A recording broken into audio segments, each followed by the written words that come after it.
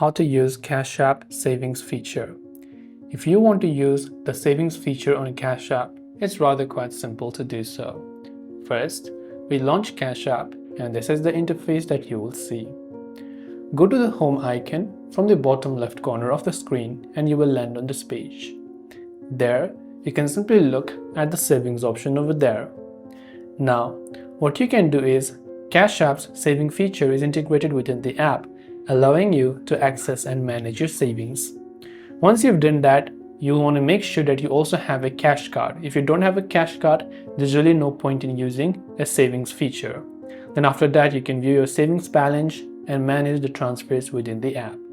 This way you can use Cash App savings feature. I hope the video helped you.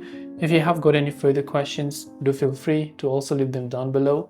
Thanks for watching till the very end of the tutorial and see you soon in our next video.